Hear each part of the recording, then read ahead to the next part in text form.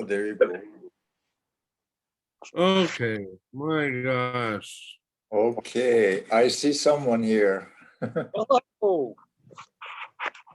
Okay, let's see. Oh my gosh. Okay. Ah, there you go. Hi, Jerry, Suzanne. Hello, how are you? Tim for connecting the audio. Jonathan, Rob. Sorry, everybody. We had a little miscommunication with the number apparently, and Right. here we are. There were two meetings. Long story, but I won't bore you with that. Let's see if we.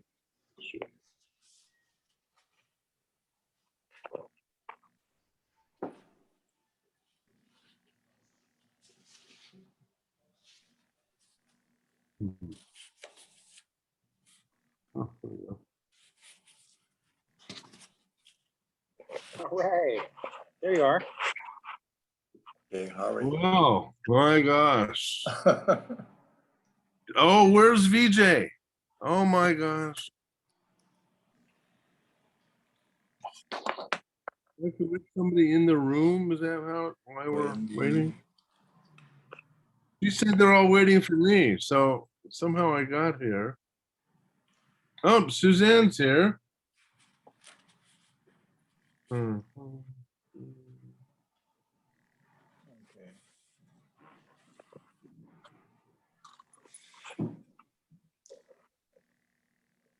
Okay, I just sent VJ a message, and anyway, we're all here. I just spoke to Wendy. Yeah, she was having the same problem as I was, so she'll be logging in, I think, soon. Well, how is everybody, folks? How you doing, Rob? Doing well. How Fine. about you? Pretty good. Pretty good. All right. Pretty good. Overall, you know.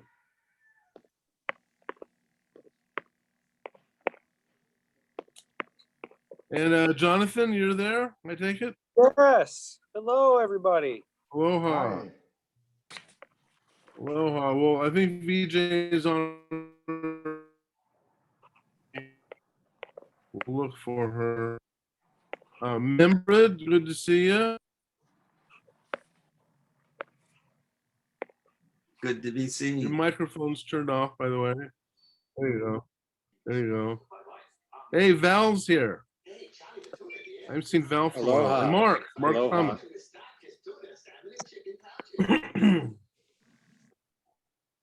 Oh, there you go. Yay.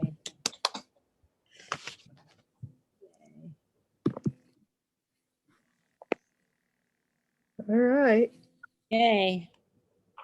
There she is. The Kingpin. It's an official title of IROK, you know. Oh, yeah. Wendy, the Kingpin of IROK. Lucky, Well, good to see you. Oh, Buddy. Hey, Val, you want to turn on your camera? Good to see you. There he is. so maybe, where's Analia? Oh Good dear. question. Analia was inviting our guests, was introducing our guests. I think we should begin without further ado. Okay. Are we recording today's meeting? Oh yeah, Harry, have you got the recording on? Yes. Hey. See. Suzanne, I think you're the host. I think you need to record. Okay, It Rabbi says Rob, I'm not the host on this. It says we're recording. I Oh. see it. Recording. Yeah. Yep. it is, light flashing. Okay, and Suzanne, if you don't know how to download it, just speak to Rabbi Rob before you leave the meeting. Don't leave the meeting until you have saved it. Yes? Yes.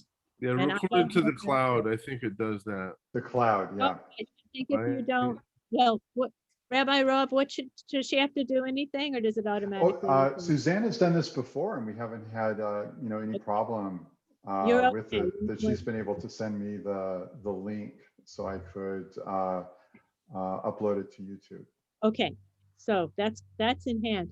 Hooray, we're a little bit of a Yeah, late it's just start. that, you know, like after the meeting is over, the host gets a prompt about saving the meeting usually. Oh, So you and just have to Suzanne knows click that. that message at the very end of the meeting. You know about that, Susie? Yes. Yep. Uh, Yeah, Okay. we've done it before, no problem. Okay, well, I don't want to cheat our lovely guests of their time because we started late, but our agenda is kind of a bottomless one, talking about our website. So you have a full hour as long as you need because it's so lovely and such a privilege to have you here. And just on a personal note, I know the work that you do down there. And Mark, I just enjoy so much seeing your I get email notifications. It sounds so exciting what you're doing there. And it's just a little bit too far for me to, you know, go down. But I think what we arranged, what Analea was going to do is give you each 15 minutes to talk about yourself and what you're doing and then together. And then, and I don't know, Hari, if you know how to put them side by side as speakers. Can you put two speakers on one? Do you know that skill? No. No, okay, well, we can go on, you know, everyone can go on speaker view or gallery. It's up to you. So who Yeah, would that's like to really- go first? Yeah, I Yeah, think we're we on should- speaker view. Mark. We're on Yeah, at the speaker top view. of your screen where it says view, you can Yeah. do gallery or you can do speaker. And if you do speaker view, then whoever is speaking will be in the center of the screen. Right, I got speaker view. Good. I'm going to go to speaker view right now because I see everyone. Okay, good. now I see you, Hari. All right. I So wonder. who would like to go first, Mark or Jerry? And tell us everything we You need. know, excuse me. I know I spoke with Mark Jeffers this morning. So he should be logging on. And I got a text Sure. from Analea too now. Is she on? No, I don't know. I'll text her and tell her to, She's trying to get on, I oh, think. she is, okay. Analea, Hmm. try again. We're all in.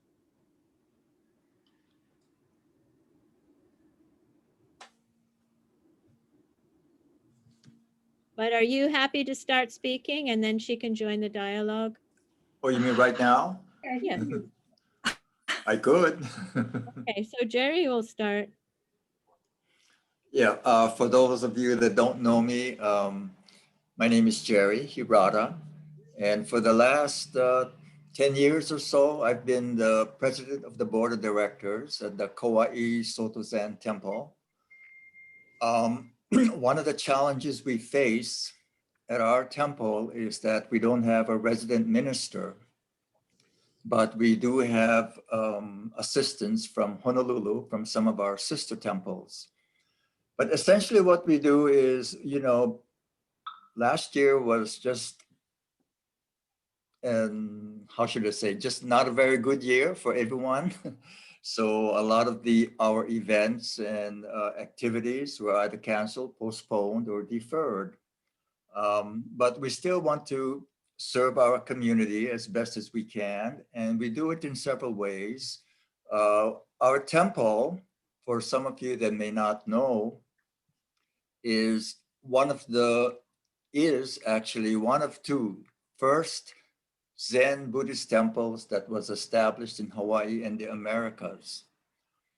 So we have that sort of superlative, yeah, of being the first.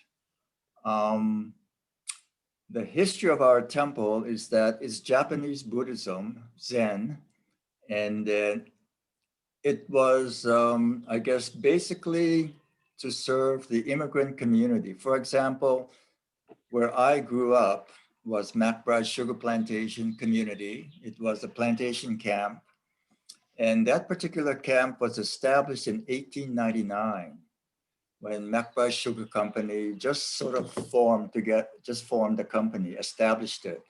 And that fall of 1899, 500 Japanese laborers settled at Camp 3 in Waihawa, you know, where the visitor center is in that sort of neighborhood going towards Eleele. And that's a very sizable amount of immigrant to be of one group, to be in one plantation camp. And then 4 years later, a minister was sent over, and that is how the Zen temple was established. I don't know if you have any questions, but for me, so I was born and raised into this Japanese sort of immigrant, Japanese American kind of community. And then because of the Buddhist temple, that's where I went to Sunday school. And I have my own sort of perceptions. I'm a lay person, so, you know, that's been our, it's the lay board of directors that are taking care and carrying on the operations and the mission of the temple. And the way I would put it is that for me, being a Buddhist, I think I look at it from like a humanist kind of viewpoint, meaning you get your knowledge and wisdom from observing the human experience.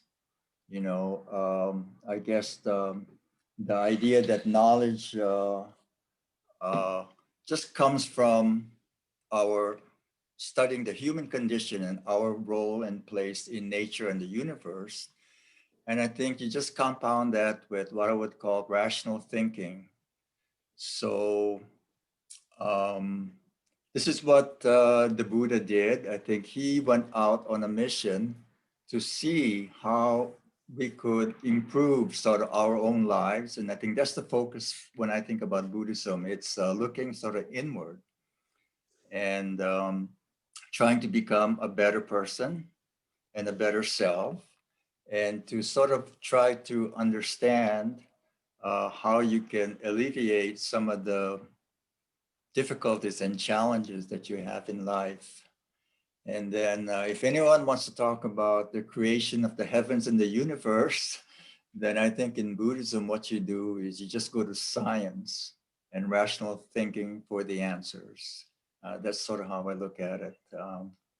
And I don't know if you have any questions that you might want to ask me. I can just give you my personal and sort of lay perspective.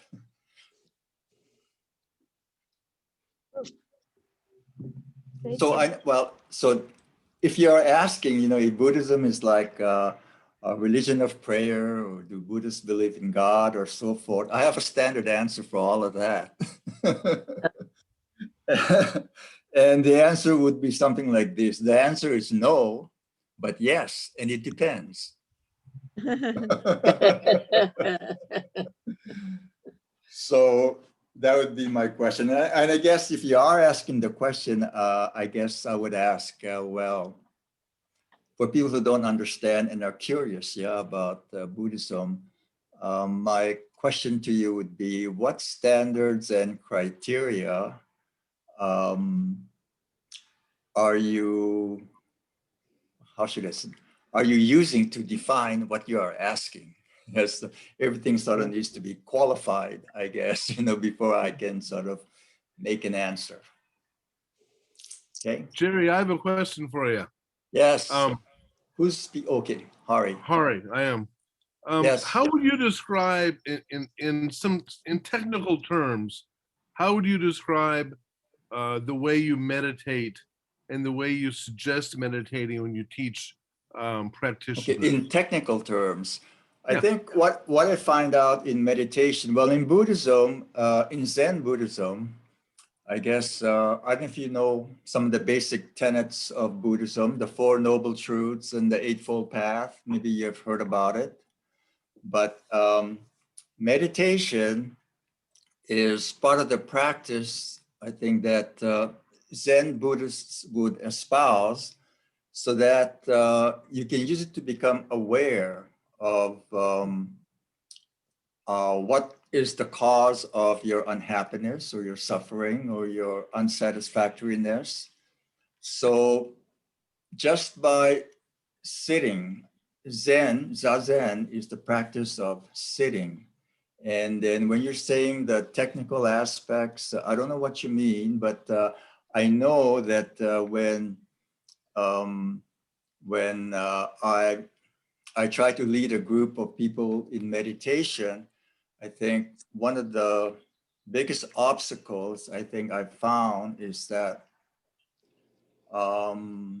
in Western culture, it's not a floor culture, meaning that, people find it very difficult to sit, on a cushion, and you don't have to, but there are some technical aspects that you have to get by so that when you are sitting there quietly with your body and trying to maybe focus on concentrating your mind, how to deal with all these thoughts that are coming through, I think you need to get past that, the difficulty of sitting. Have any one of you tried sitting? Yes, Lockjoy, Lucky Joy.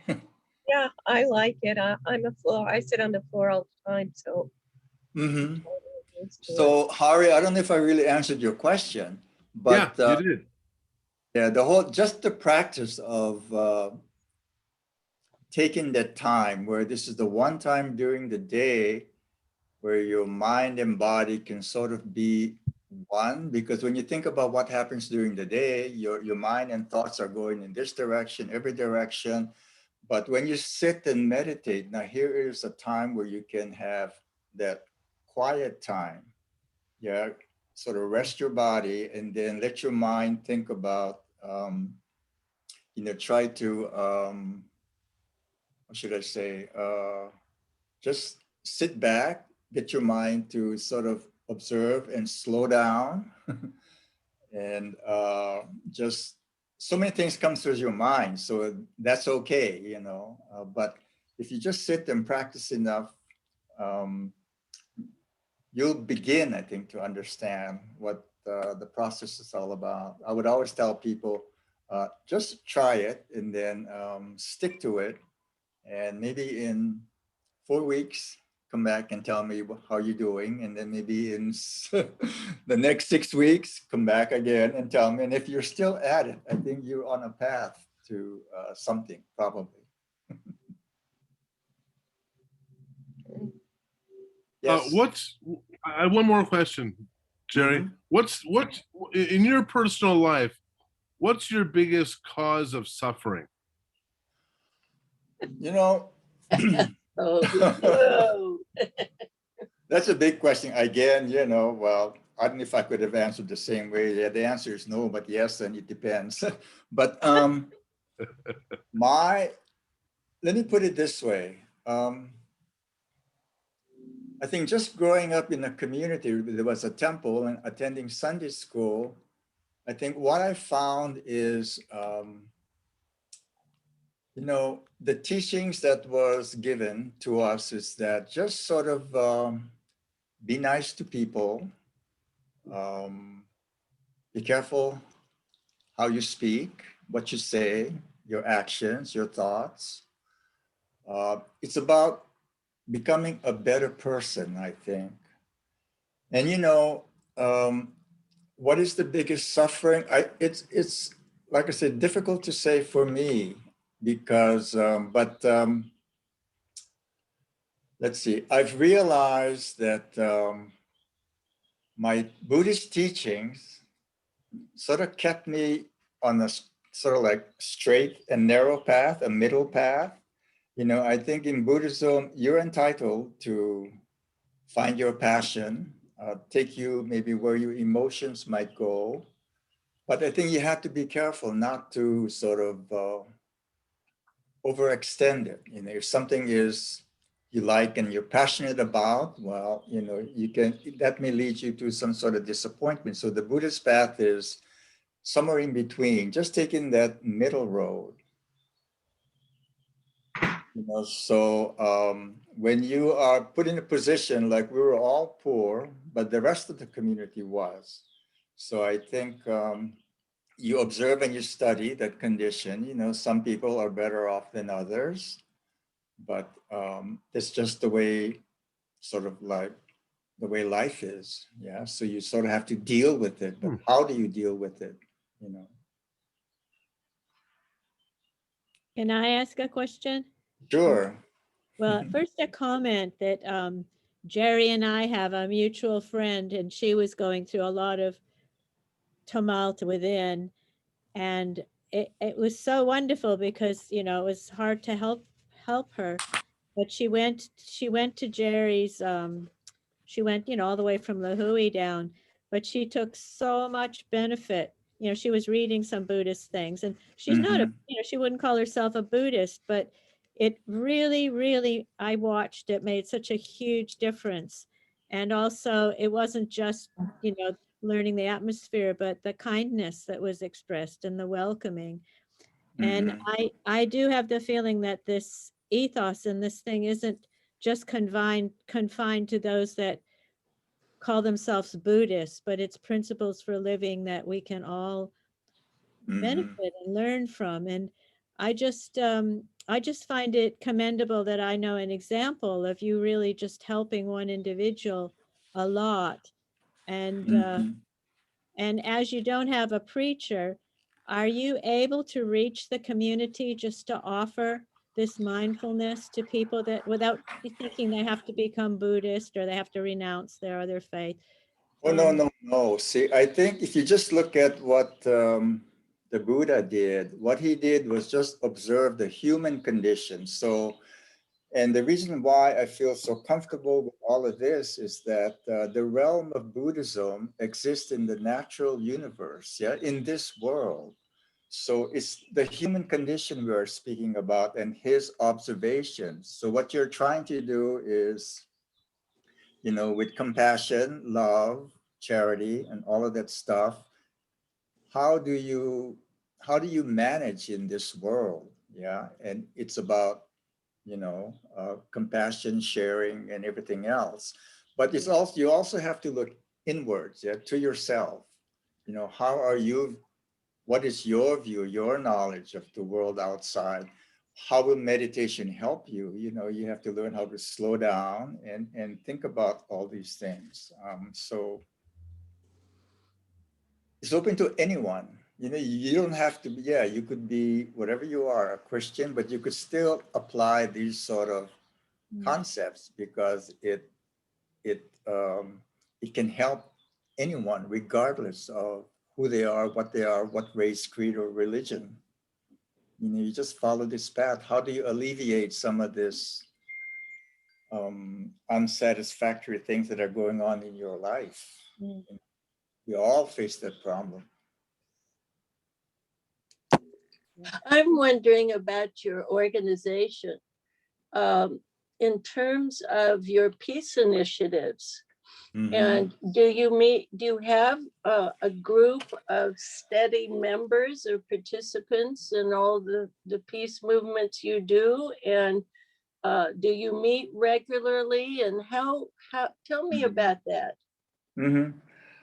Those are the things that we are interested in. When I think about Buddhism, I think if what do I have in our brochure here?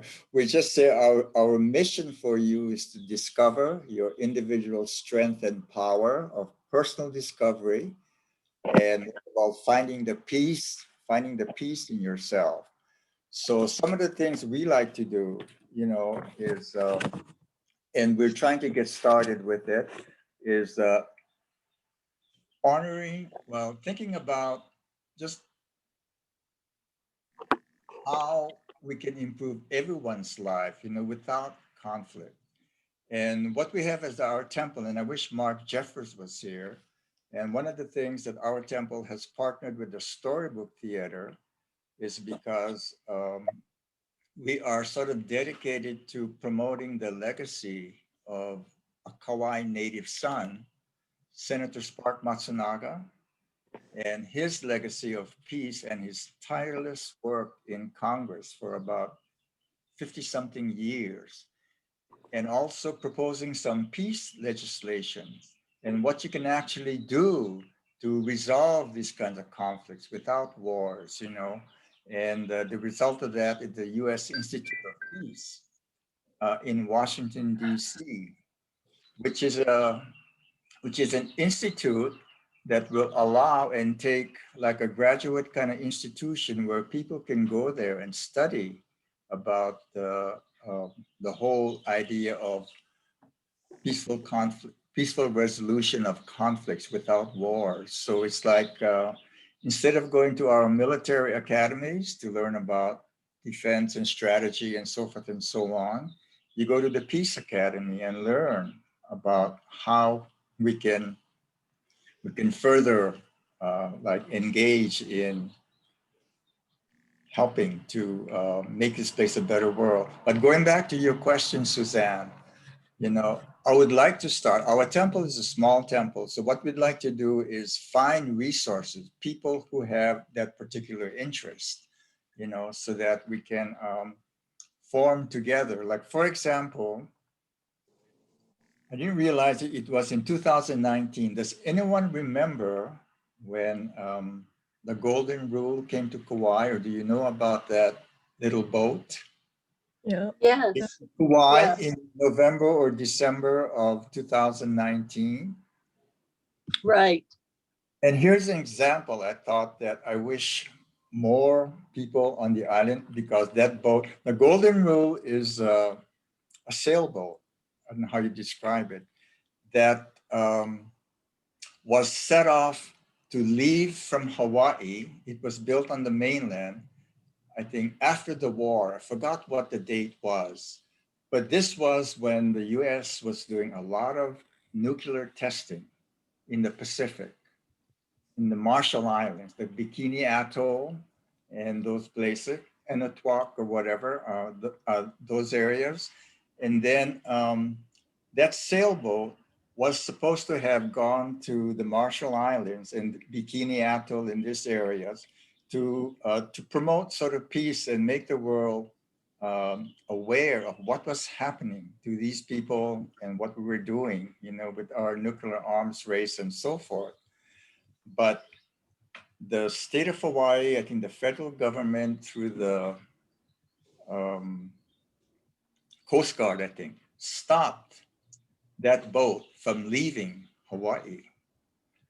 And since then, I don't know what happened then, but then the boat was docked in Northern California, and I think it was found. I think it sank, but they restored it. And that boat was called the Golden Rule. And in 2019 and 2020, they were again making an attempt to get back to the Marshall Islands and to promote and let people become aware of the situation, because we have a community of Marshallese here on Kauai, right? And Yeah. these are the people that have directly suffered from the results of all that nuclear testing on Hawaii. So those are the kinds, Suzanne, are the kinds of peace initiative and things that I wish we could get more involved in, you know, to just bring this to fore in people's lives, especially because on Kauai, because of our Marshallese community here. Interesting. I guess I was just, well, I know other people are waiting to ask a question, so I was going to add to that, but I could do that later. Next. But we are looking for resources and people who are interested so that we can get together. Right. Great. And that's, yeah. Great. Lucky Thank you had something.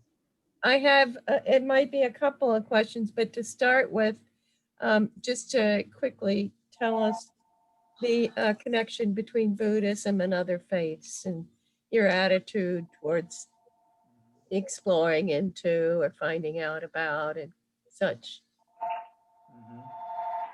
So I'm sorry, was there a question to that? Yes, sorry, I would what? like to know what the Buddhist view of their connection with other religions and things. Oh,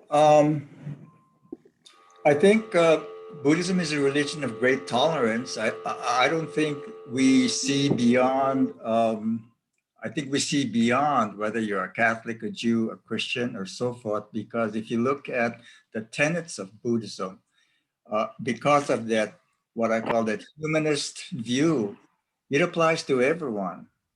And I think that's why we don't have or make that judgment on other religions or other faiths. Yeah.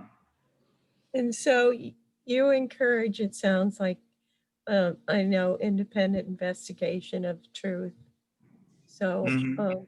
people can investigate spiritually and they're supported in that and such. Right. And I guess another interesting point here is that when you think about Buddhism in America, the state of Buddhism in the US, the Americas, and the Western countries, it is interesting that the type of Buddhism that came to America was Zen Buddhism.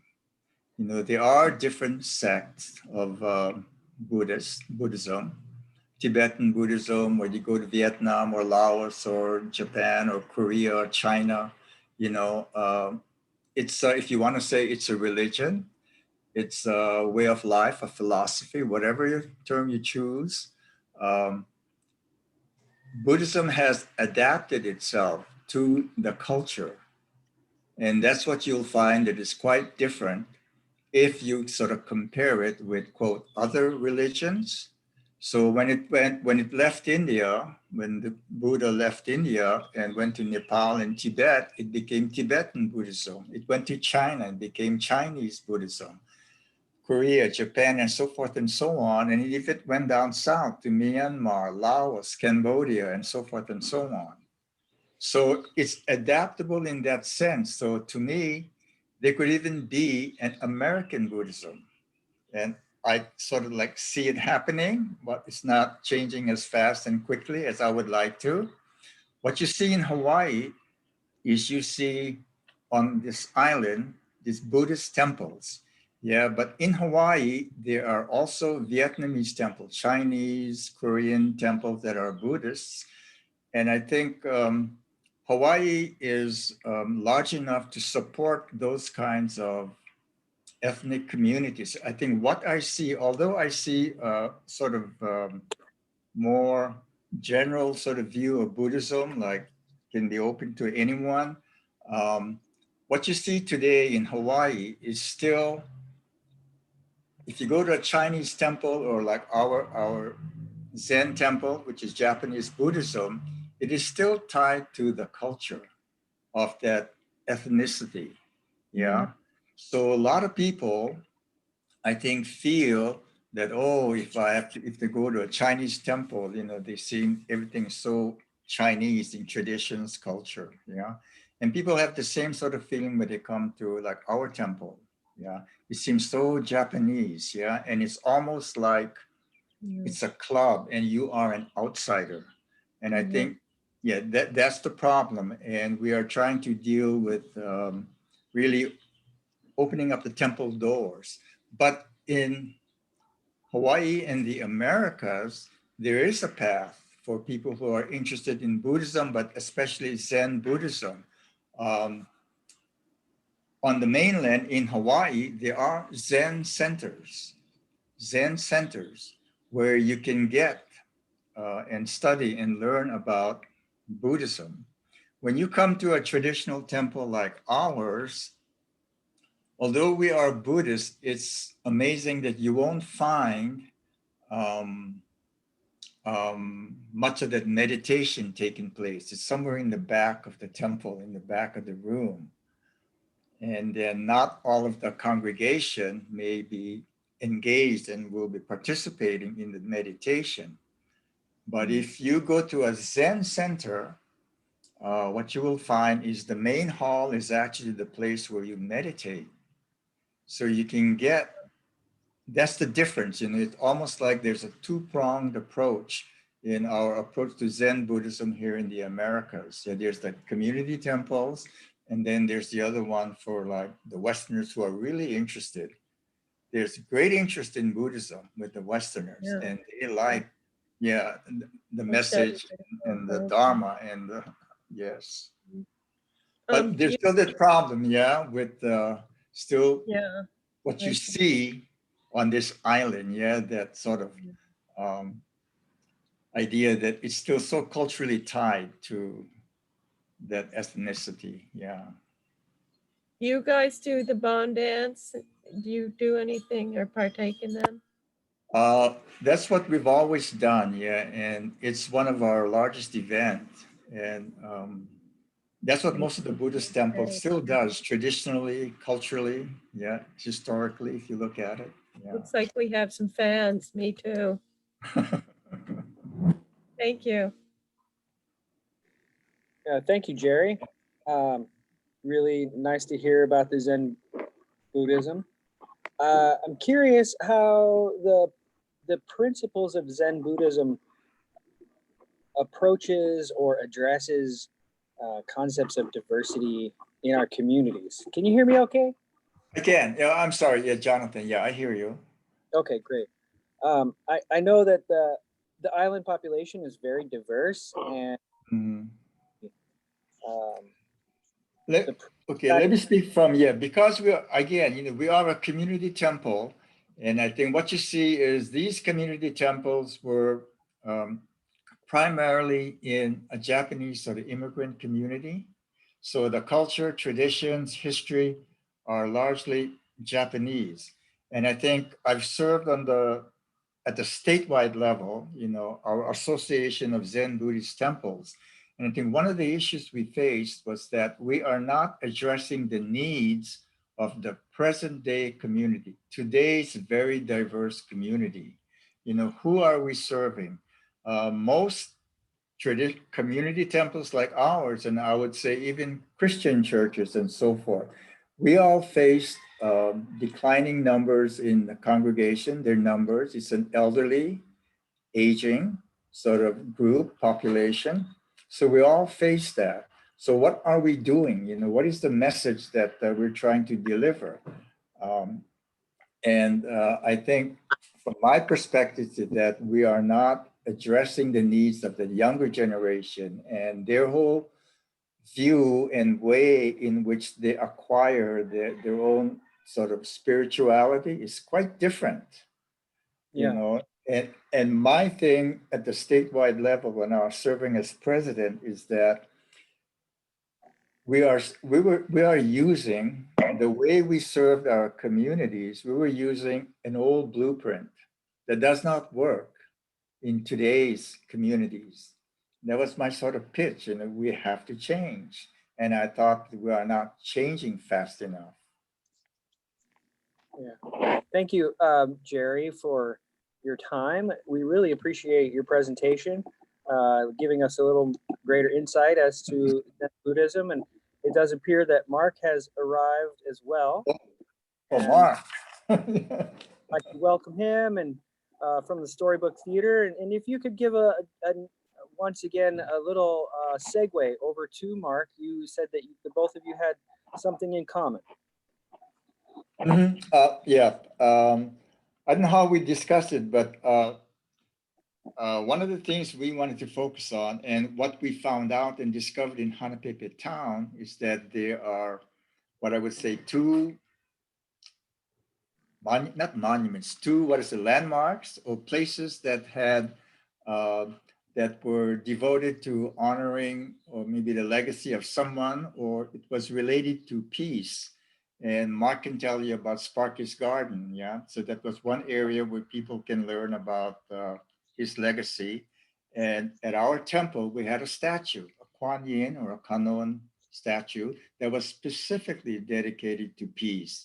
So we saw it as a very good opportunity to bring these two parts of Hanapepe together and to honor the legacy of this terrific person. So Mark can tell you about it. And I think I remember maybe 8 years ago now, we had a very, very nice International Day of Peace. I don't know if you all recall, that involved IROK.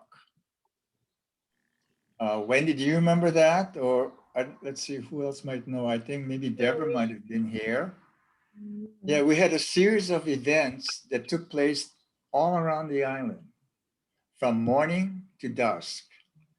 And there were different groups and organizations that participated in it, but it was one of the, I think, the the sort of best Peace Day functions that got the whole island sort of involved.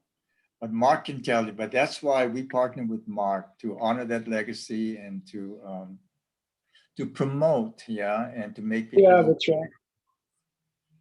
how we can address this whole issue of peace in our lives. So Mark. Mm. Thank you, Jerry. I'm sorry I didn't hear your whole talk.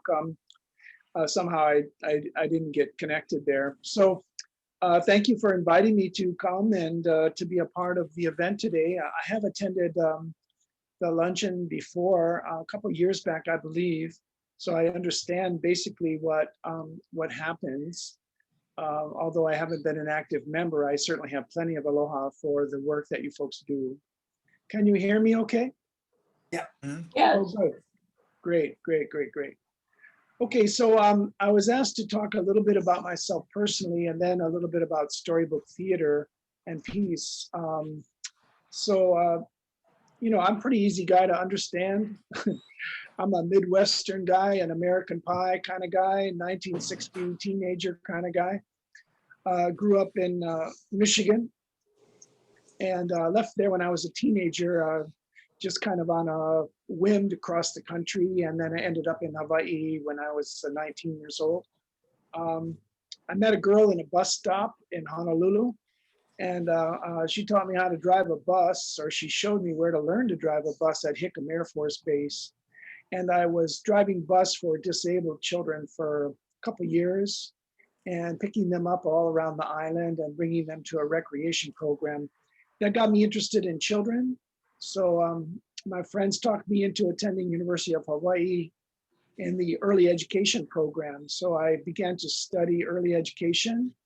I got excited about that, and we founded a preschool at the Church of the Crossroads in Honolulu. The school is still going. It's an exceptional school.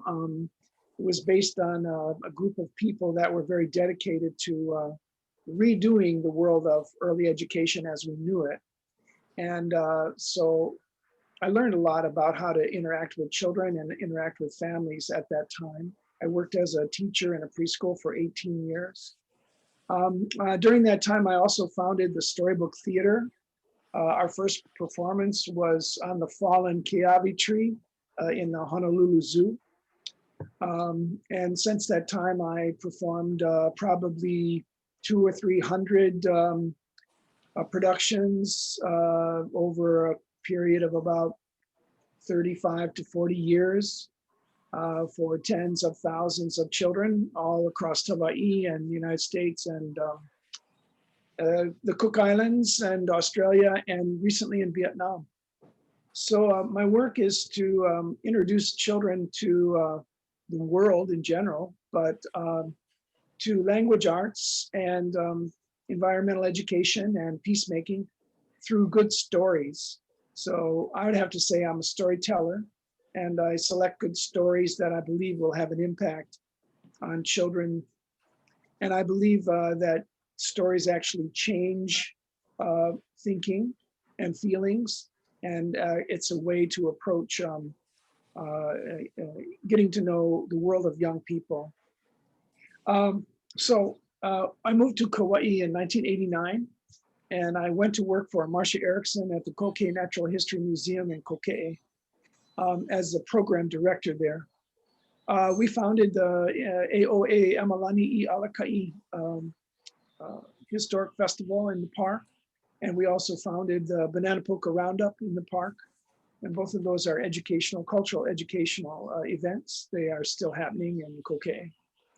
I was in Kokei during the Hurricane Iniki. I was one of about 7 or 8 people that were actually in the park during the storm. And we lived there for 6 months without really any visitors except for an occasional Coast Guard helicopter. So that changed my life pretty dramatically. And I saw an opportunity to move down the mountain after about 10 years of living there because Hanapipe was rebuilding itself. And so I came here and I connected with the county planning people, and I was introduced to an old building by Nancy McMahon, who was the state archaeologist at the time. And even though I didn't have any money, I did have a rooster puppet. And the rooster puppet was a little bit outspoken, and he kind of got everybody excited about restoring this old building here in Hanapepe. So that was in 1995. And we were awarded a 55-year lease from the state of Hawaii in 1997. So we were given an opportunity, and somewhere along the way, about 2006, with Gary Hooser as the state senator, and we had already dedicated our project to Spark Matsunaga, because being a storyteller, I realized right away that we needed a hero to dedicate a project like this to for children.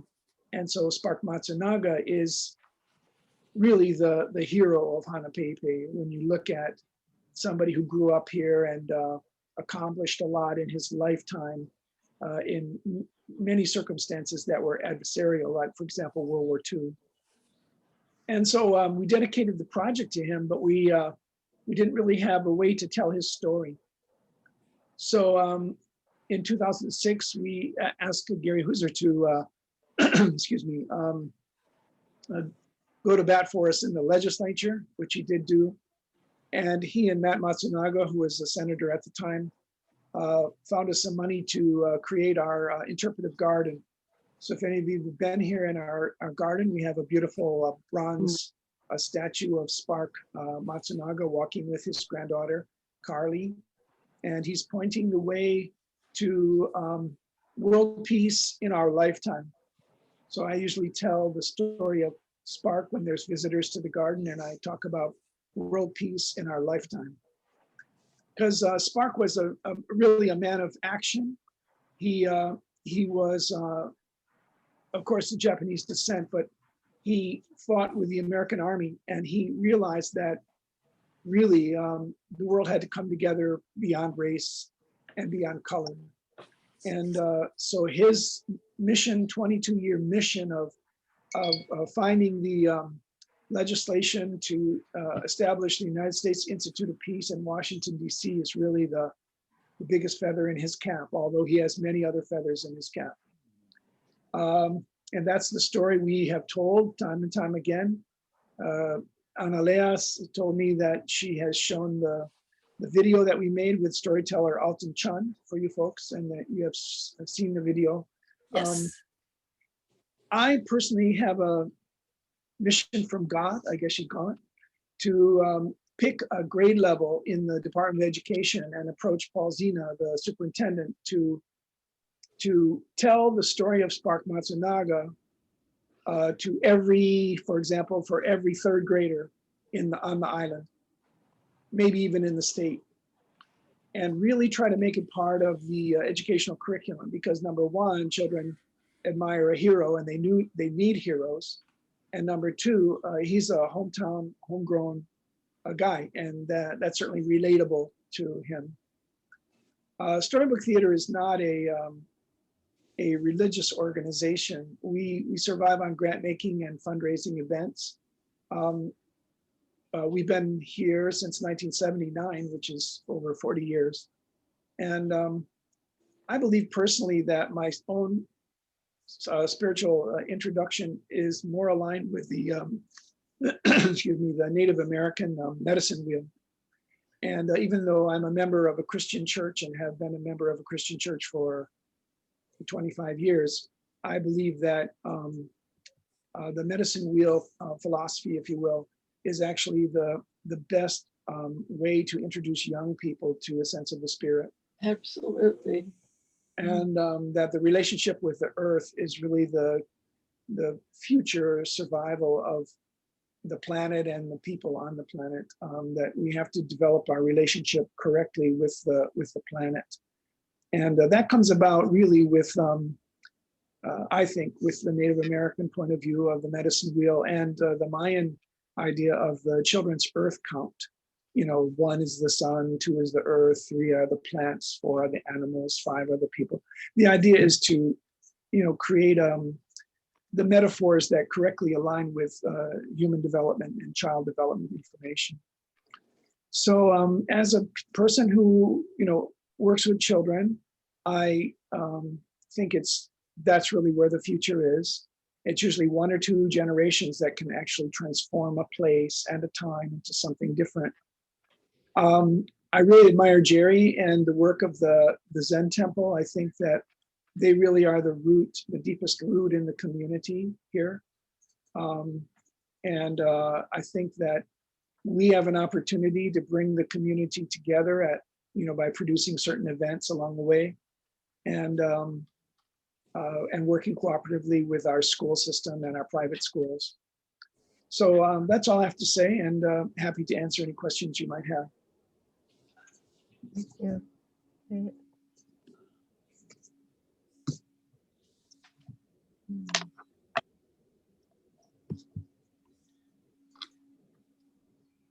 So I would ask,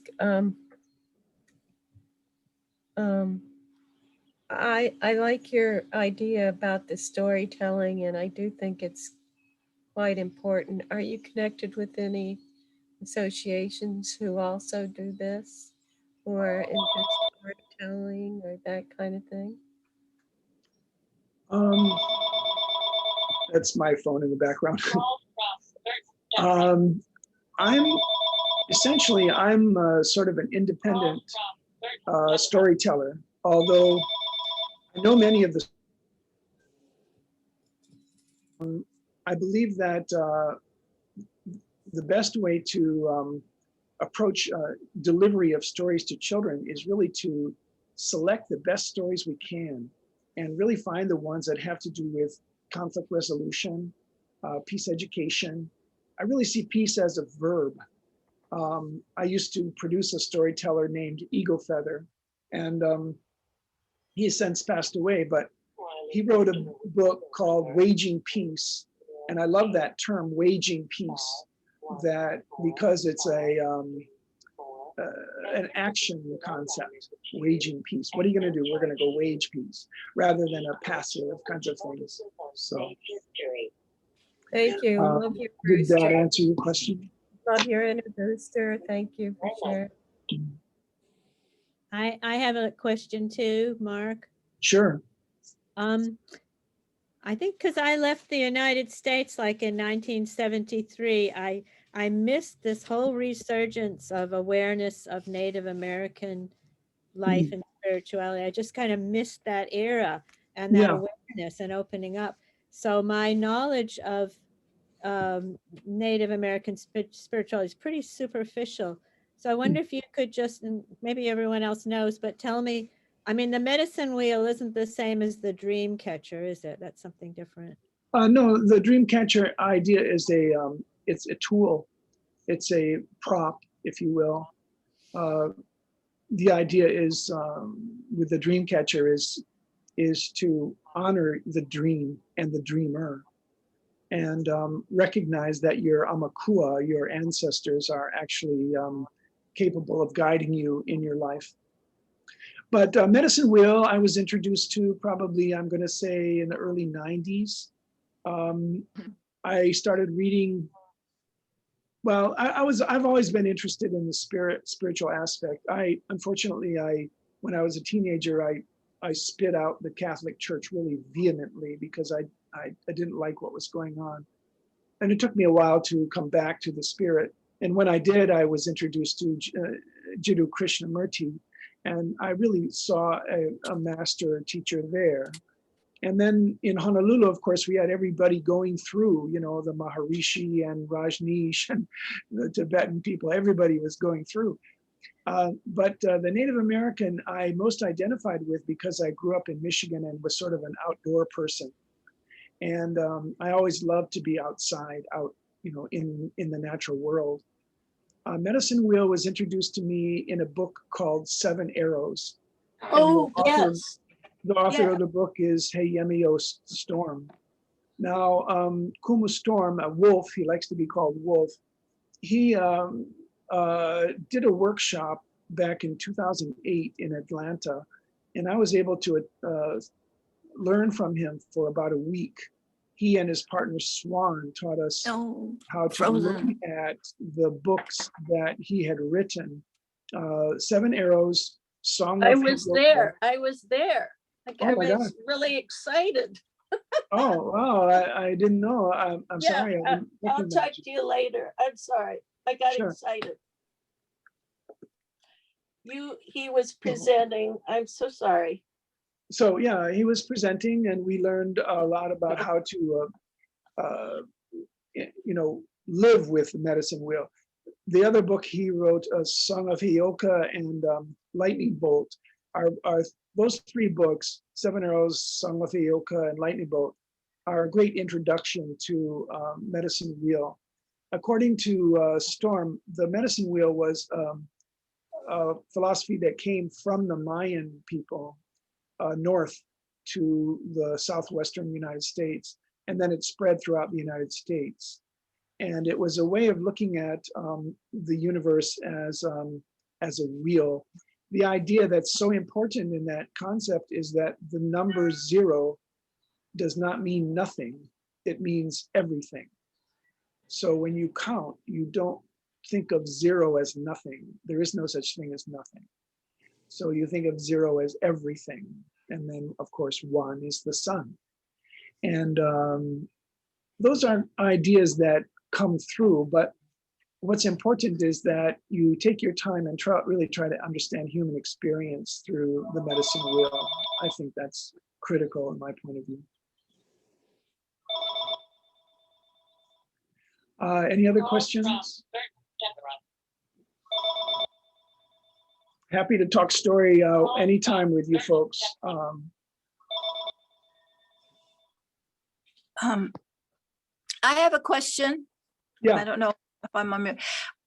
How do you see an interaction? What would you imagine an interaction between the round table and storybook theater? Well, Jerry and I were talking about it. I mean, I Well, I think know it's a really lot of important. us, oh, the Yeah. one is all life. Okay. What was Oh, we were talking about was participation in each other's Peace Day events. And yeah. I thought it would be a good idea because the tour bus drivers are not operating very much right now, is to see if we can get a tour bus or two to try to visit, have people from our community visit the East Side, for example, and participate in the versa. In other words, try to interact with each other when we're already doing the things that we do well.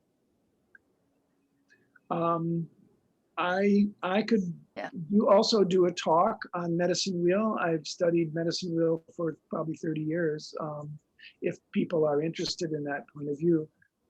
Also talking about child development. I have taught at university and done many workshops and teacher conferences. Child development is really important to understand if you want to introduce anything to children. You understand what I'm saying? In other words, you don't just barge into the world of children and try to introduce something didactically. It's much better to work with an existing group that has children as a part of it, Boy Scouts, Girl Scouts, after school stuff, and then introduce ideas through activities that you know how to facilitate. Right. It's sad that they're not, because schools aren't meeting, they aren't having peer mediation in the schools. And also, I don't know, but a couple of you was called to court and sued successfully because he didn't do enough for bullying. And so then they had a whole protocol, and kind of the peer mediation energy was kind of put to the side, and they had to follow this other protocol. So kids haven't been getting peer mediation in the schools like they used to. Maybe it's something we could do in the communities like you're talking about. We could start with Hanapep. I'd be willing to spend time teaching mediation to kids, or, you talk about a peace event. Well, let's get them going, kids and parents together or something. The possibility. Yeah, no, I always appreciate your ideas, Analia. I have to be very careful because I manage a nonprofit organization and I know exactly what labor of love means. And labor of love is theater. essentially, where you put your energy forward and you're not looking for any kind of return on that. I have to create the theater and find ways of getting return. So one of the things we've done recently is we've established a distance learning studio downstairs in the theater. You saw it, I believe, when you visited. Yes, I do did. a video capture once a month, and I can accommodate lots of different, people doing things in front of a camera and then putting it out on different internet platforms. I can do that. The critical thing is the people are totally prepared with their material. In other words, they come, they show up, they have something to read, something to say, something to present, and maybe it includes children. Maybe you're speaking with children in front of a camera. But the critical thing there is that anything that we're working on in the studio has to be well thought out and planned and scheduled into the studio. You know what I'm saying?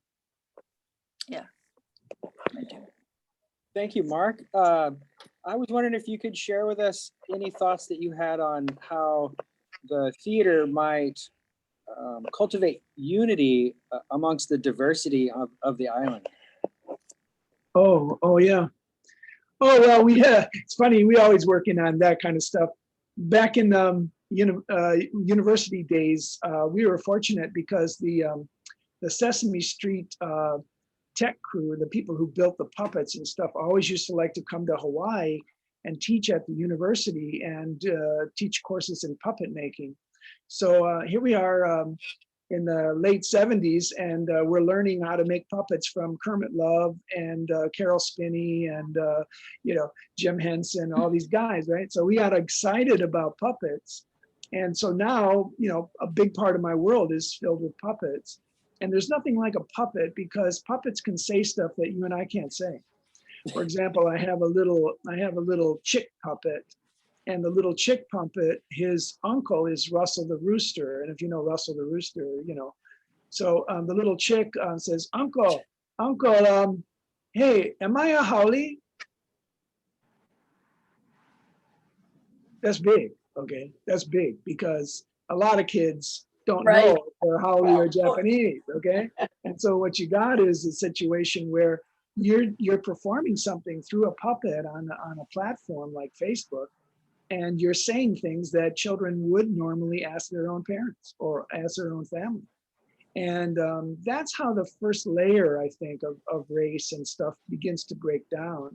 Comedy is really the best approach to, the idea of diversity, and using metaphor like rainbows and vegetables and things that we rely on having lots of different diversity, right? And then pointing that out. Children just want to be successful. They want to learn and they want to be successful. So whatever you put in front of them is potentially a learning opportunity. We bumped into a concept the other day that kind of blew my mind, which is recycling. The gal who is Surfrider Foundation's main marine debris lady, Monica Mira, told us, all right already, let go of recycling. We don't have to be so concerned about recycling. It's a good thing, but we don't have to keep drilling at home and thinking that it's the top of the line. She said, the biggest idea now that we've got to deal with is stop the tap. Stop the flow of plastic, okay? The beaches have microplastic, the fishes have microplastic in them. There's marine debris everywhere. We take 5 tons of nets off this beach every month, right? And we've got to stop the flow of the plastic into our lives. The plastic clamshell, the plastic toothbrush, the plastic bottle. We've got to make decisions about purchasing and stuff that have to do with choosing other things rather than, and that has to do with peace in the environment. Peace can be understood through environment. It can be understood through history. There's a lot of ways to understand peacemaking. I'm not sure that answers your question, but yeah. Yes, it does actually. It's something I really appreciate about theater, and like what you say, Sesame Street or puppets and children's concept of racial epithets towards others. I mean, I was at the bar the other day, and there were two kids there, and they must have been like 5th or 6th grade, maybe 7th, but you know, one was white, one was Puerto Rican, and they were both talking about their family heritage, and they asked me what mine was, and I'm like, mine's pretty much mud, you know. And then one of them, you know, the clearly Caucasian boy calls me Howley, and then the Puerto Rican kid says, "Oh, come on, man, we're Howley too," you know, and you Yeah, know, that kind of stuff. So right. Yeah. It comes up. Conversations are so important, and being able to steer and guide children through conversation is really important. yeah, thank you.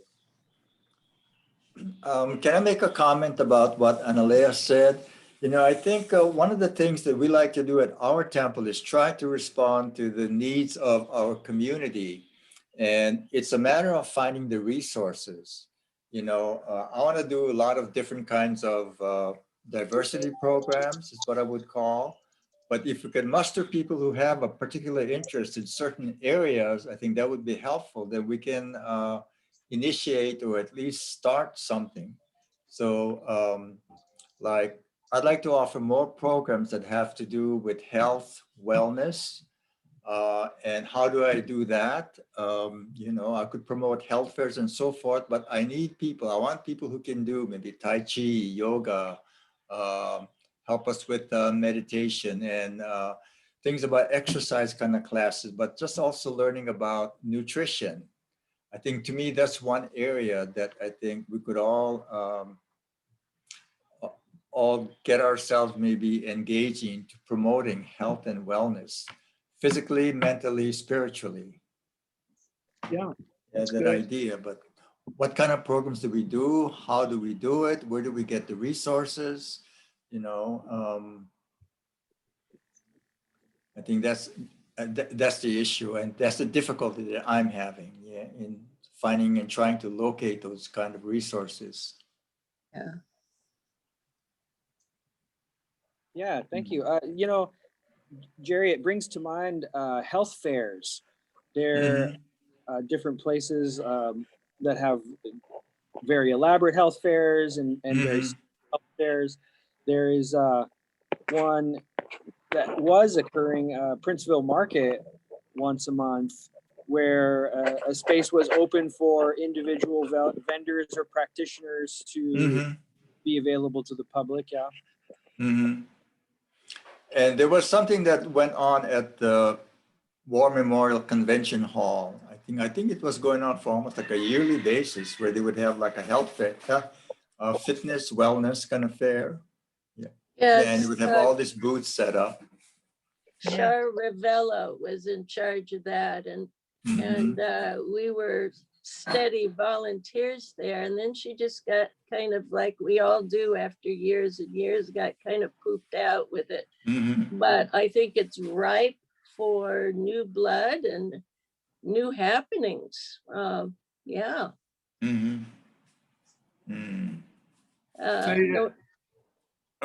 Everybody, Rob would like to take a screenshot of all of us at this very moment. So if you all smile real big and give it the old IROK look.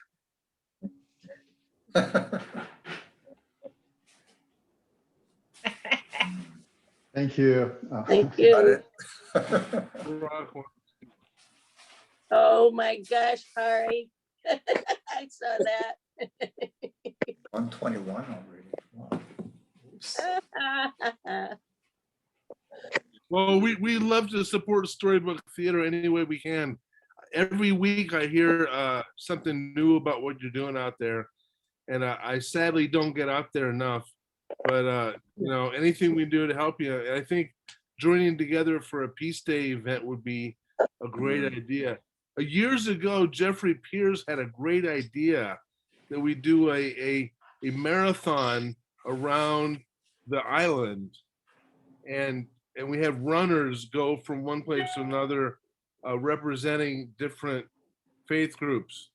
I'm not going to be the representative for that, but you get the idea. It might be something like that. So We'd love to do something. When we do our Peace Day planning, we'll certainly include you in the mix. Yeah, I'm very happy to help to plan. I would Yeah. love to talk to you sort of, well, anyone could listen in, but I would love to talk to you one-on-one. What is the very best way to contact you? You just call Storybook Theater, but are you there 24 hours a day? You feel like you are. I'm sure. No, I'll put my email in the chat side here, Suzanne, and you can send me an email, or Good. we can connect, no problem. Good. Okay, thank you.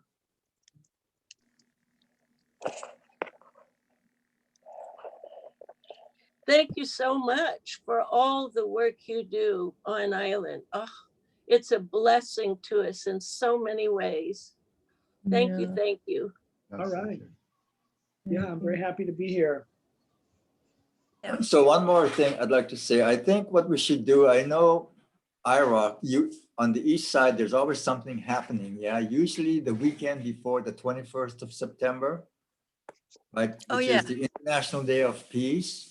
Yes. And I think we'd like to support you on the west side if we can sort of coordinate the planning and what's taking place. Mark and I tend to do our event Yes. on the day, yeah, the United Nations International Day of Peace, whether it falls on a Tuesday, Wednesday, Thursday. And I think that will be the pattern and the calendar, I think, for the next few years. It'll probably fall on a Tuesday, Wednesday, Thursday kind of program. So maybe we should sort of extend that the peace events, maybe like a peace week, so that we can all move from one event or to another, or carry it on in that particular manner.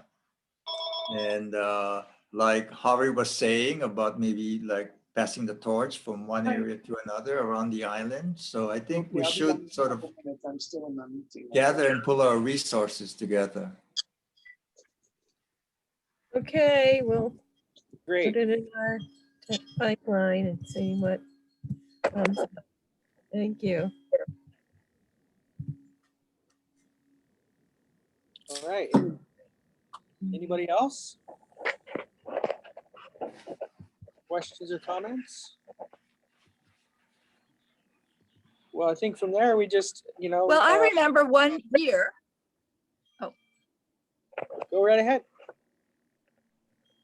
I remember one year when we had an International Day of Peace, and Sister Deborah, you were a part of that because you organized an event up at Waipa, I think, and then the West Side was organizing an event, and you made we made the cranes. We made our 1,000 golden cranes that we've turned into a dove. And I remember how careful you were. Now, these were made by my congregation. You have to take care of them. So I remember that, Sherry, it's like, yes, we will. And, if you ever want, I have it in my home just because of IROK doesn't have a storage shed, but if you ever want that, to save, we have, I don't know, I think it was a couple of hundred, prayers, because we would pray when we were folding them for peace prayers. And then, you could have it for something, or symbolically, the dove could go to the different events that were happening around the island, or weekly events, daily events during the week, if you wanted to. Just letting you know, I remember that you were involved. We had something at Lidgate. We had sunrise at Lidgate. Yeah, it was a whole island. It started on the North Shore, and I think it went to Kilauea, Kapa'a, Lihue. Yeah. There was an event, I think, probably It in actually Koloa. started east. Yeah, Okay, it did. It went thank around you. all. It was good. Bye, I'm gonna Lucky. go too. Okay, gotta wow. go. Thanks, everybody. That it? Yeah, thank you. We're signing off. Okay, thank you. Yeah. Have a good day. Thanks Good today. day, everybody. Thank you. Yes. Greg. Well, for now, we'll continue with our monthly meeting. We have some business notes to go over, and if you would like to stay on, Jerry and Mark, you may, but of course, if you want to go, that's great too. Thank And I'm you. sorry, I have to go. This is my last day director again. And I have so many reports to write, but I didn't want to miss this. And I almost did because I couldn't get on for 40 minutes, but I tried. Anyway, I love you guys so much. Thanks, Analia. Great.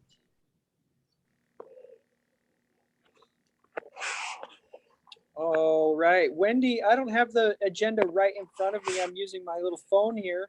Do you know what step we are on in the Yes, agenda? well, I don't even know if we need a treasurer's report, but Suzanne, if you have anything treasurer or YouTube progress, because you were investigating getting a YouTube channel, so, Well, that's happening. It's just, I have no report at the moment. right.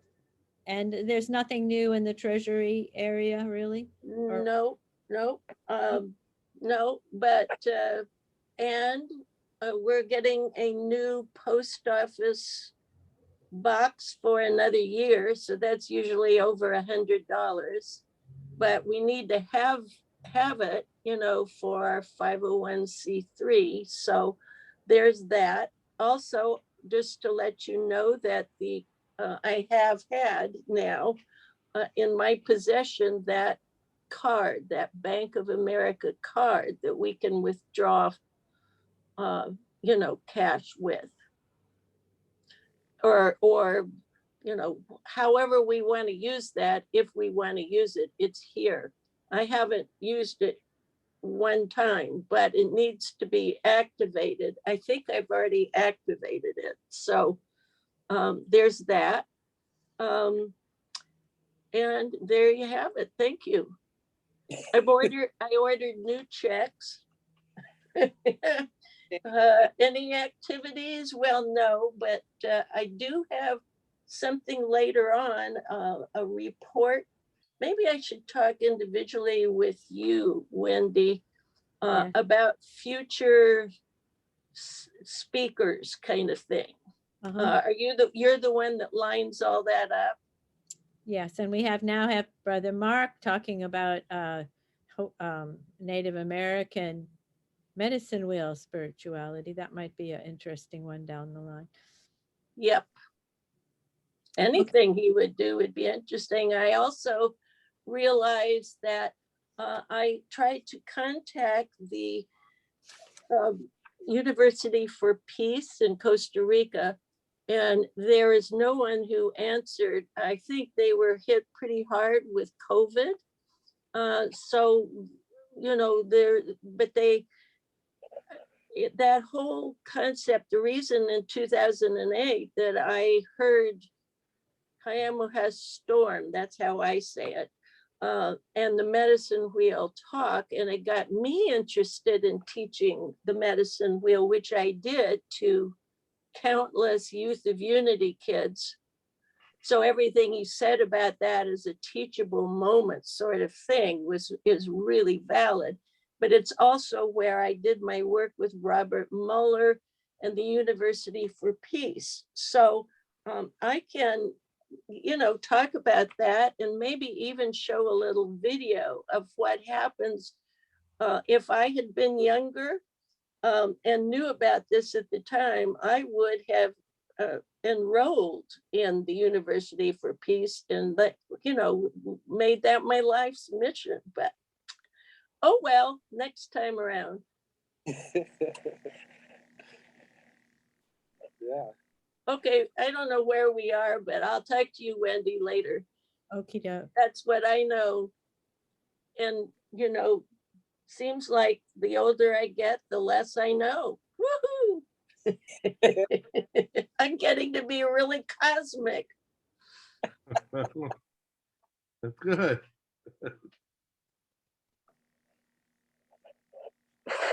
So who are we missing? And we're missing Analia Annalena and Lucky yeah, and Val.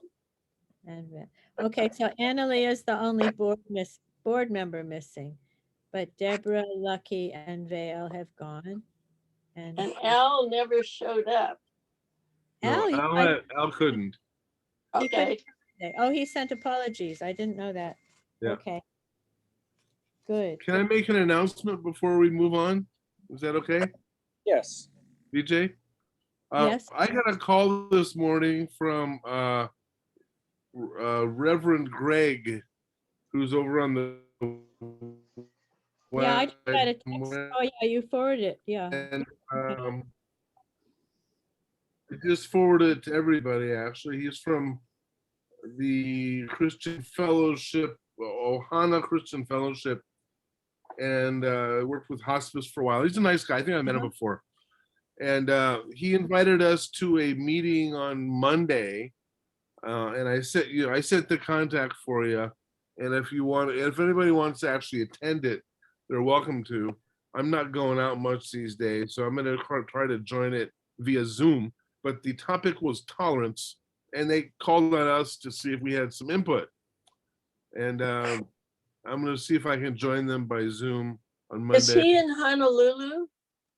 No, I think he's in on the other side of the island now.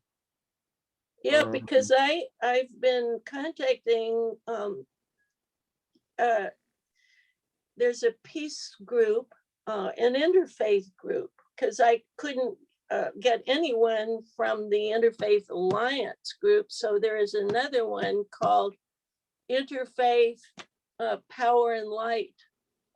So I don't know if he's connected with that, but I signed up for one of their events. No, this is in Kapa'a. Okay, So I'm well, assuming it's there you not. are. Okay. But he invited us to be involved, and if anybody would like to, that'd be great. I'm going to try to do that myself on Monday. Okay, so you will go. Maybe Analia would like to if she's fully retired by then. When is it? Oh, this coming Monday. That's soon. I send it to everybody. So. So what's an elephant room? The elephant in the It's- room. Yeah. It's the Oh, I get it. Yeah, elephant in the room. I know that. standing right there in front of us. We just kind of don't. Yeah. feel I would it. love, it happens to be the only weekend I've ever planned an adventure on the island of the 6 years living here, and my girlfriend is rented a cabin in Kokay. So there you have it. Woo! So Hari would like to go, and that's for sure. Yeah. Does he say he has Zoom as well as person? Yeah, he said he would. They're gonna do Zoom too. Zoom and in person. Yeah. You're not going to that trip to Kokay with him, are you? Sounded like it. No, I think BJ might. Yeah, we'll all Zoom in on Yeah. Jonathan's weekend. It sounds like a very nice thing to be involved in. Anyone else keen to do some thoughts about tolerance and what's going on our island? He was very nice on the phone. Yeah. Well, It's up for failure. Truth and But, tolerance. it'll be an interesting discussion. We'll see.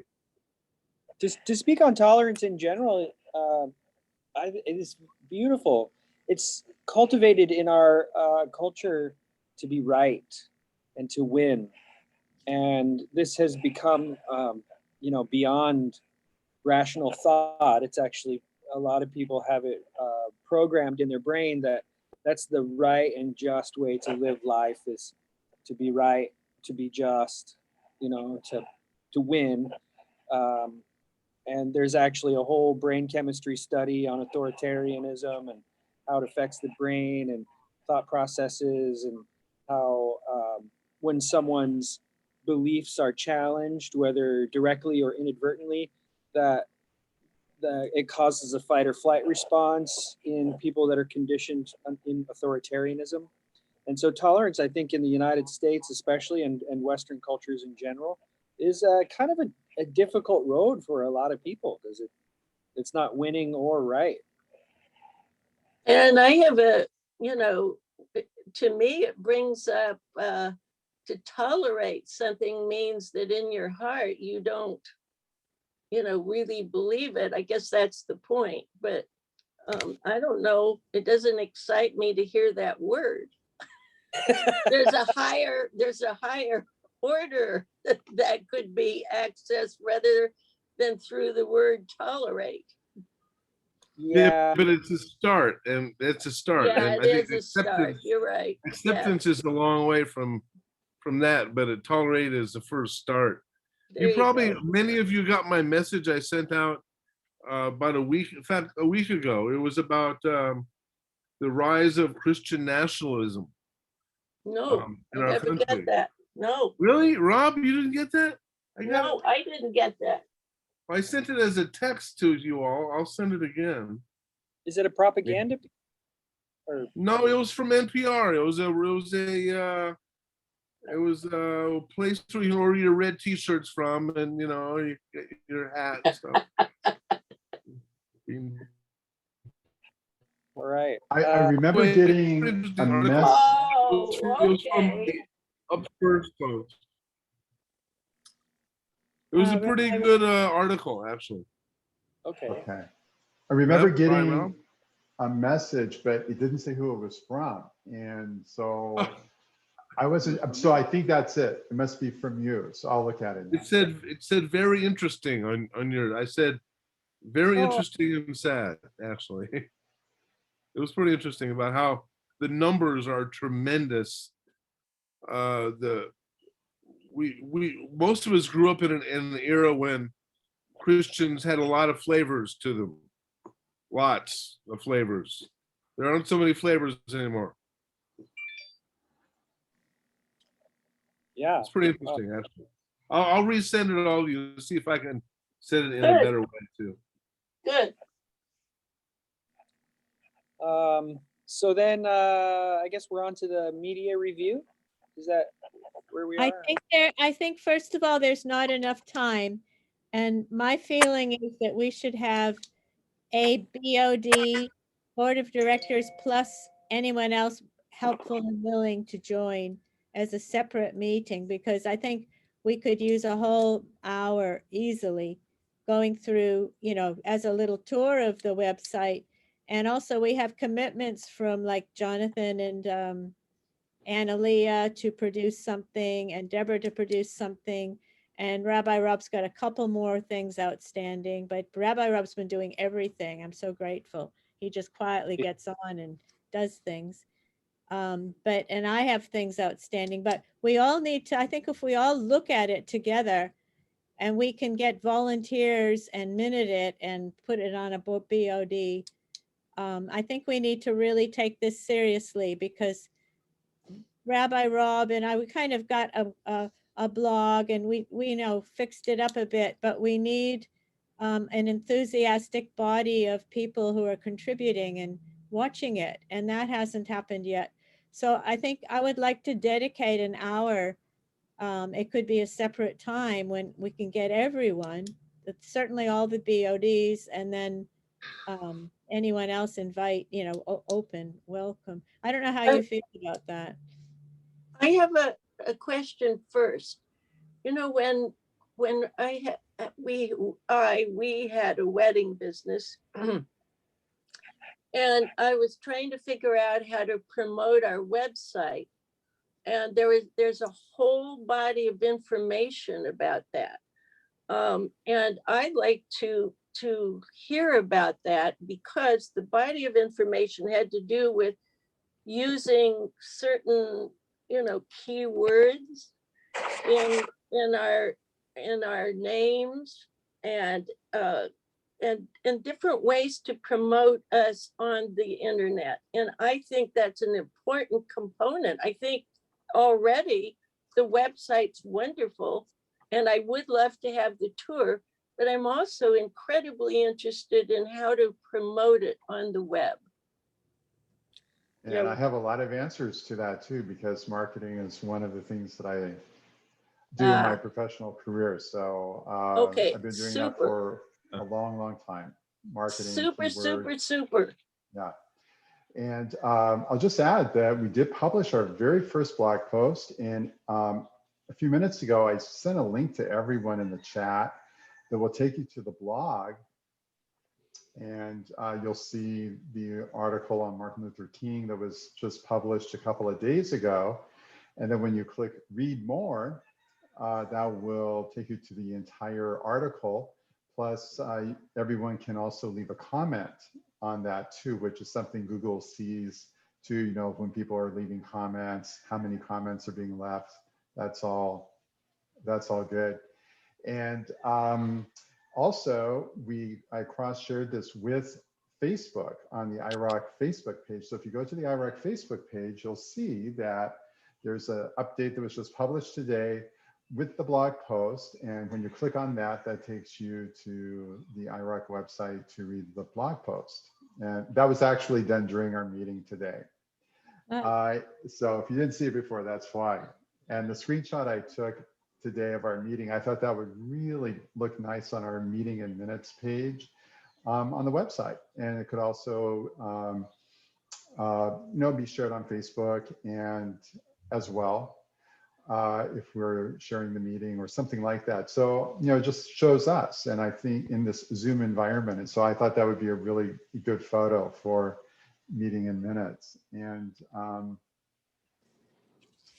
the only thing a couple of other things I'll say, and Al sort of mentioned or questioned a couple of these things before, and we can, you know, discuss this in more detail later, but Google recommends 250 words, but I think if we can get for a blog post, but I think, you know, even if we can get half of that, like 125 words, I think that would be great, you know, because it's not like we have a lot of competitors and we're competing against them or we're trying to rank higher than someone else. So, you know, it's just that Google kind of expects it to be more than just a couple of sentences. So a couple of paragraphs, you know, like 125 words. And if you get to 250, mazel tov, better. And so the content has to be original. And so that means that we can't move content from one website to ours because of copyright infringement. Plus, Google doesn't want to see that. You know, if people go to search a topic, they don't want to get search results that show the same words over and over again. You know, so it has to be unique, but we can still we can do excerpts. If we see an article on the blog or on another website we like, we can do an excerpt or take a paragraph and as long, you know, give it attribution to where the site was that had that original content. You know, that's okay to do as well. And then with keywords, I think the question was, well, you know, how, what I meant by people coming to the website through Google search. And that's, you know, we've all done Google searches, you know, we've all put some words up there, like to search Kauai history, for instance, you know, you put Kauai history in. Well, Google is tracking that. They're seeing, for instance, how many people put Kauai history up there, and that's being tracked. And I have methods of getting that information for my clients for, you know, the work that they're doing. Because whenever we're doing writing, we like to use words that are really popular in a search. But anyway, if you do Kauai history, you're going to get, you know, a lot of search results probably. And if you see something you like, you're going to click on that article, and that's going to take you to someone's website or to their blog. And you weren't planning to go to that site. It's just that you put in that keyword, that was one of the results you got, and you click on it and it brought you to the website. So that can happen with IROK, because when we do a blog post, that's something that will be indexed by Google. So it's available in a Google search. So if someone said like Martin Luther King, Kauai or something like that, that article will probably appear. So they'll read it, they'll click on it, come to the IROK website, even though they weren't planning to be on IROK, they're going to read it on the IROK website. And the same thing with Facebook, that when they click the link on Facebook, they'll read it on the IROK website. So it's bringing more eyes and more people to the IROK website. And once they're there, maybe they'll stick around and look, see what's available. Cool. Yeah, Good. and I looked yesterday when I sent out the MailChimp it can generate a Facebook post at the same time. Wow. And so yeah, I'll be checking with you a little bit more about that, by Rob, as to the proper link to use, et cetera, et cetera. But yeah, it'll generate the invite on Facebook as a post. So that'll give more exposure. That's right. Every bit helps. You know, that's someone else on the website. And, you know, our website has, for so long, the content never really changed. And so the blog is really a way to keep it updated and to talk about current events or things like tolerance, like we were talking about earlier, or maybe our guest speakers would like to contribute something. And if all of us just write something at least once a year, you know, that's great. You know, that's more content. I think if we publish something at least once a month, that's good. You know, if we do twice a month, even better. But to have, like, I think sometimes, especially nonprofits, they make a mistake in that they get too aggressive right at first, saying, you know, like, well, I'm going to do a blog post every week. And then they find out they can't do it every week, and then they get disappointed. So I think if we have a goal like once a month, you know, once a month, we're going to put something on the IROK website, you know, the blog, that's great. And if we can do it twice, even better, you know. I wanted to just, in the chat, I'll just put in a link to the Facebook page for IROK. And so you can see, when you go there, you can see how that Martin Luther King Day post that was just put on the blog a couple of days ago is now accessed through Facebook. I just made a comment on our Facebook page, by the way. Thank you. That That's, easy. I mean, That easy. that's great, because that's another thing we can do, like because we're on Facebook, and so if you see something from IROK, go ahead and like it and share it, maybe share it with your friends, so that way IROK is getting even more exposure. That's something you can do too, as well as comment on a blog post. But yeah, sharing and liking on Facebook, that also broadens the audience. No one mentioned my shirt. Nice shirt. Can't Thank read you. it. I can't read it. You can't read it. Gotta go right to left, I think. I know. Right? I know. Yeah. Purim Sameach, the Jewish festival of Purim, started last night, and it's a very festive festival. We've got, you know, we wear costumes, we celebrate, we party. This year was a little different. We read from the So, book of there's Esther. costumes involved? Yes. Oh, and, yeah. Oh, let's see. I was And going no- to. I And had a noise- mask here. I can't find my mask. I was going to start the meeting wearing a mask, you know. I mean, a face mask, not this kind, but a face. And aren't there noisemakers? Noisemakers, Yeah, yeah. I used It's a to go big. to, yeah. And last night we were, you know, Jews were gathering for services, and then we also, like here at our house, we baked hamantaschen, which is a special cookie kind of pastry that is made from Purim. And this festival ends tonight. It's a very short one, so it ends at sundown. So, but this is Purim Sameach for. You know, So what's the story behind this festival, Rob? Goes back to about 400 years before the Common Era. It's based on the book of Esther. It's about two powerful queens and how the queen really saved the Jewish people and in Persia.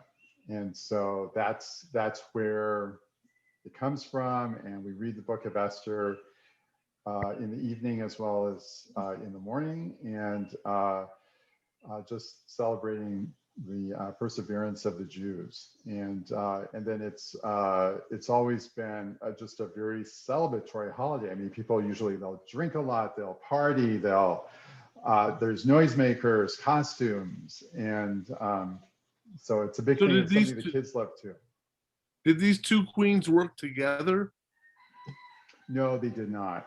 They did not No. work together. I see. Well, no, one queen replaced the other. And so the Queen Esther was Jewish, but the king did not know that. And so she risked her life when the Jews were going to be persecuted and killed. She risked her life and revealed to the king that she was Jewish. Wow. Oh, this feminine power, woohoo. That's right, feminine power. Right. That is true. Right. And save the Jews. Right. Well, thank you, Rob. That's a great Sure. story. I love stories like that. My pleasure. Yeah, I really appreciate what Mark had to say about storytelling. You know, it's like a lot of cultures are sustained through stories themselves. So Right. something we can all grow from. Anything else on the media front? I like Wendy's idea about a meeting just to fill it up, but I think sometimes more meetings is just more meetings. But Well, if we don't have any agenda items, we can do it next month. But amongst the things was, I was just hoping to very briefly, like take a little flying tour through it. And on many points, there are things, you know, that need deleting or changing. Any ideas? Do you like it? And then just quite quick through most of them. Some of them need no comment. And like with the meetings and or forms and policies, that's where we can have the 501c3, and Al has something in process for that, and Jonathan and Analia have something in process, and Steve's blog post can also go on to that. You know, the intention is for that to go on to the MLK thing, but some of those events have, you know, information for previous events, like they go, you know, 218, 217, 216, and we got a little poster and report on what happened. And that's very nice, but there are ones missing, and a couple of those don't have any. So to search out, you know, history, because people like looking at previous events, and even amongst us, it jogs, oh yeah, I remember that. So that needs updating. And then meetings and minutes, that's pretty good, just so we look at it and see what's there. And I guess it would be nice to have photos, but we need loads of more photos and images. People like that. And what was the other one? Anyway, I went through just like how quick it could be, but almost each thing arises some questions, and it could do with more input, you know, and more input from content. everyone. Yeah, but Right. input from everyone about each thing. And then when we get to the blog, wonderful, we can have a revision on that, because it hasn't maybe sunk in for those of us that are not bloggers. But I would just like to do that. And I think, and get volunteers or those that have things in process to, you know, get a date. Well, when are we going to get it in? I have some things to fix, and the member links, that's a big, huge thing that could be improved. But as somebody made a comment, it looks pretty good as it is, even with mistakes and not very much. It's still nice. It's a It nice, is. it's a very nice Yeah. website. Yeah. So, Right. but you know, so if we could make I don't know how you feel about waiting till next month or having a mid-month, just a zap through website. Because also I kind of want to ease out, because it's not my area of expertise, and Rob is totally brilliant at it, but he needs support. You know, he can't do everything on his own, and Jonathan is helping. And also figuring out about Willie. Should we be paying him? Is he really happy and amenable just to do the odd thing now and then? It looks like he quickly got onto what we needed this time. Yeah, he was great. And I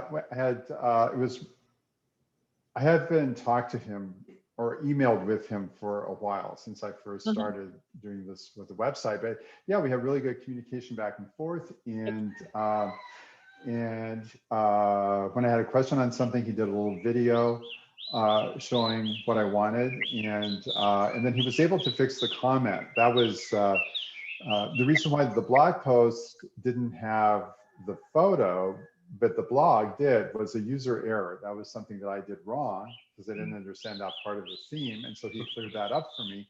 But the comment section wasn't working, and so he got it working, and so now people can actually leave a comment, you know, on each blog post. Yeah, think the Yeah. difference this time was that when the issue came forth to me, I just immediately emailed it over to him instead of trying to open a personal conversation. And so then the information was available for him to address in his own timing rather than trying to make it a connect with each other kind of issue.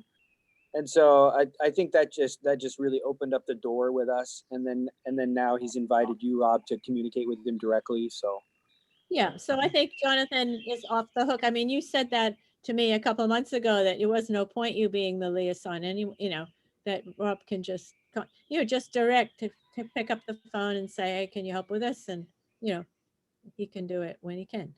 Yeah. So, but, I think everyone in the group will have some input, and I think if we do go through systematically every single thing, just some of them very, very quick because there's nothing to report, but in just, have a little look together and get some input, I think, and names and dates, so we can get it done. I mean, I'd like to do that a lot, a sense of closure for our team, our website team of, and I think we've done great, we being mainly Rabbi Rob, but, we've all kind of carried on, and it is better, and it's a lovely website. Harib. So everybody could write something for their blog contribution. That would be Yeah, the flag I would wave was create content and send it on to Rob. yes, that we can do anytime. In Keep your fact, there's mind, write it down, so many topics, we and have. send a picture in for God's sakes. And send a photo, right? and a photo. I have a photo. Right, yeah. So, and in the original size, and then I can just size it for what we need for the website. But as I said last time, as you can see, the way the photos are done, they're not done, in a vertical way, they're horizontal. And so we need that kind of photo. So if you do, if you're using your phone, make sure your phone's not like this, it's like this, so you get that horizontal photo, and that way it will fit on the blog. Did you see the invite I sent out on MailChimp, Rob? Yes, I did. Oh, So, do you mean like just, what was it, yesterday? Yeah. Yes. So the images that I got for the Soto Zen Temple and the Storybook Theater, I just appropriated from the internet. Is there any like legal issues regarding that? Do you know, or since you have more familiarity with websites and publishing and stuff like that? Yeah, it's really, if you have a relationship with some organization, for instance, they were speaking at our event, and so that's fine to do that. But if there's not an association with the organization and we're just pulling a photo from their website, that would be a problem. We would need to have some sort of permission to say, could we use that photo? A lot of times though, when you do that, the photo isn't going to be big enough for us to use because we need it to be on the website. It has to be 870 by 400 pixels. And so we need it to be a larger photo in order for it to be used as the featured image on the website. Okay, thanks. Well, I'm kind of searching for the MailChimp.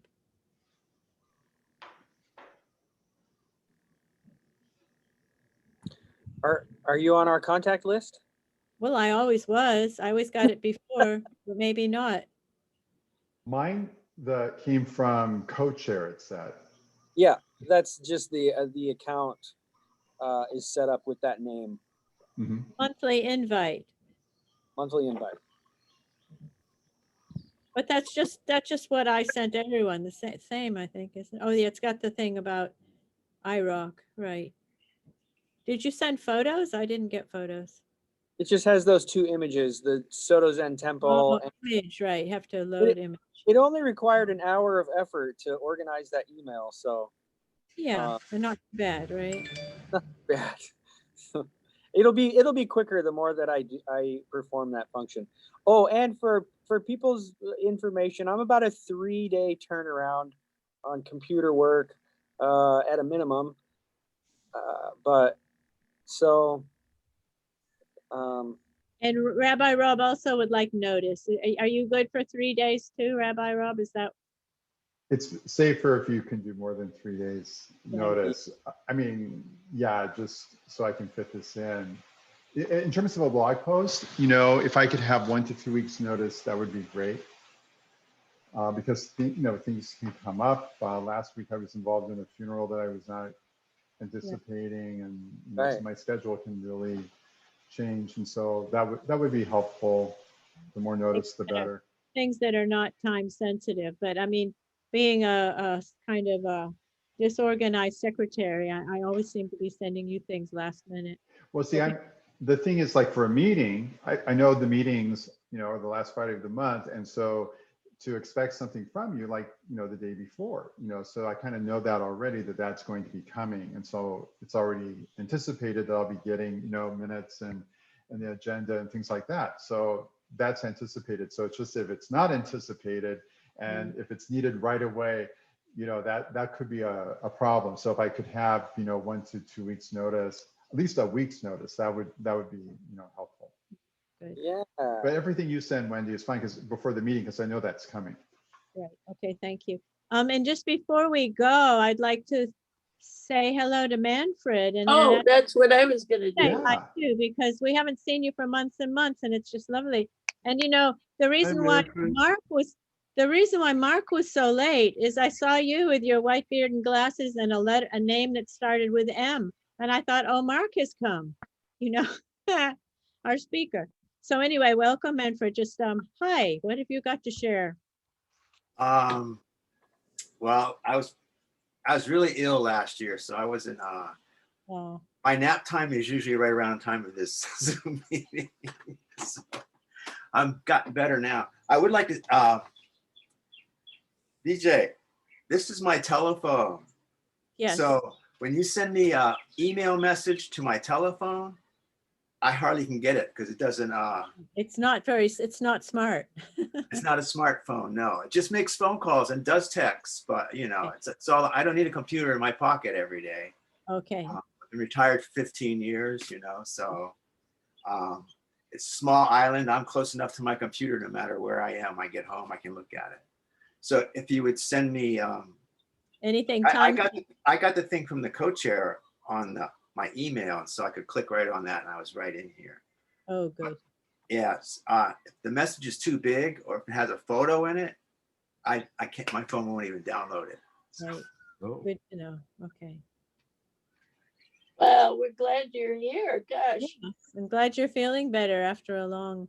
yeah, it was a long, I lost 50 pounds. I'm still Oh, kind of skinny.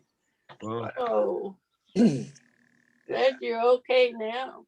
Oh yeah, I'm back to most everything, you know, but Maybe another time, let us know and we'll, you know, be praying with you, or Yep. another way of holding you in health. yeah, just send good thoughts. I don't really Right, I know. prayer. Prayer Yeah. was a big deal, so that's why I tried to reframe it. At I mean, least we could hold you in that state of health in our thoughts. just send love. Oh, that'll work. Yeah.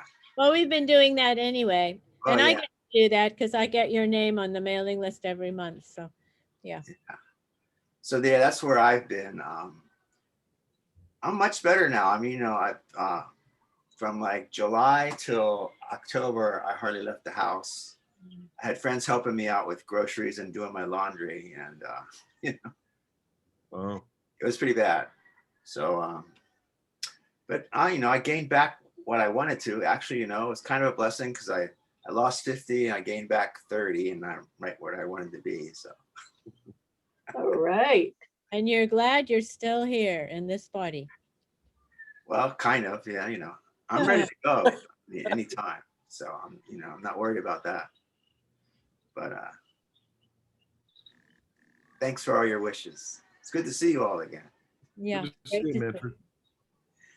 And I don't think I've met you, Rabbi Rob, but keep up the good work. Sounds like you're doing a lot of stuff for the group. Yeah. Good meeting you. Benson for the Reformed Jewish community. The Oh, they're first time reformed. they had a rabbi of their own, yeah. What are you reformed from? What do you quit doing? Right. Hey, that Purim party sounds like fun. Yeah, usually in most years it is. This was not the same year. Oh yeah, right. I know last year was pretty bad, for everything. I think Well- we're at the end of our gathering here. Rabbi Rob, since it's a holiday for you, would you mind giving us a farewell wish prayer? I will be glad to. And I'll do this in English and in Hebrew, and it's very short, but it comes from the heart. Blessed are you, God, who has kept us alive, sustained us, and enabled us to be together. Baruch atah Adonai Eloheinu melech haolam, shehekiyanu v'chiyamanu v'kiyanu lazman haseh. Amen. Amen. Thank you. Thank you. Aloha, everybody. Aloha. Aloha. Aloha. Aloha. Rob, is there a special way to save this meeting? Is there something we have to do? Yes.